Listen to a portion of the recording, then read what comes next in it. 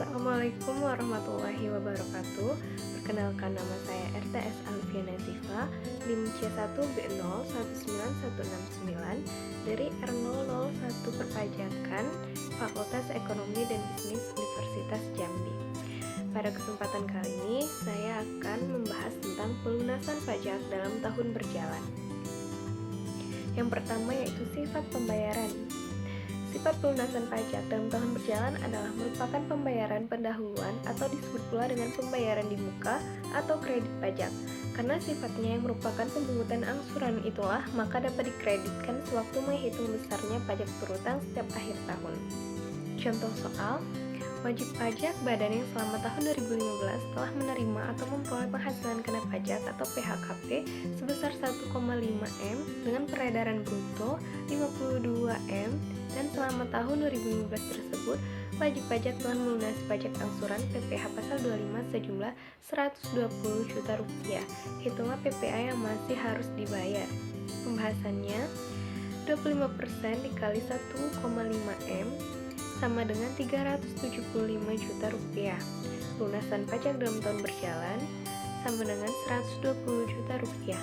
Pajak yang masih harus dibayar yaitu Rp255 juta, karena 375 juta dikurang 120 juta. Yang kedua, jenis-jenis pembayaran.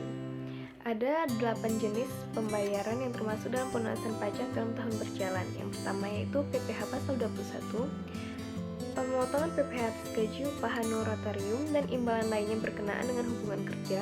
Yang kedua, PPh pasal 22, kewajiban pembayaran pajak oleh importir sewaktu melakukan impor barang, pemotongan oleh bendaharawan, dan pemotongan PPh oleh penjualan atas hasil produksi. Yang ketiga, PPh pasal 23, pemotongan pajak atas penghasilan yang berasal dari modal, penyerahan jasa, atau penyelenggaraan kegiatan selain yang dipotong PPh pasal 21. Yang keempat, PPh pasal 24, pembayaran pajak atas penghasilan di luar negeri yang dapat dikreditkan atau dikurangkan terhadap pajak yang terhutang dalam negeri atau menghindari pajak berganda. Yang kelima, PPh pasal 25, mengatur tentang pembayaran bulanan yang harus dilakukan sendiri oleh wajib pajak dalam tahun berjalan. Dan yang keenam yaitu PPh pasal 26, pajak penghasilan untuk wajib pajak luar negeri atas penghasilan berupa dividen, bunga, royalti, bunga simpanan, dan lain-lain yang diterimanya. Yang ketujuh, pemotongan pajak atas penghasilan kantor pusat dari usaha atau kegiatan, penjualan barang atau pemberian jasa di Indonesia yang sejenis dengan yang dijalankan atau dilakukan oleh bentuk usaha tetap di Indonesia.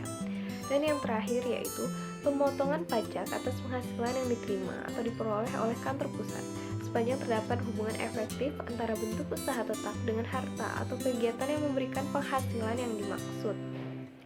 Itu saja yang dapat saya sampaikan, lebih dan kurangnya mohon maaf. Assalamualaikum warahmatullahi wabarakatuh. Terima kasih.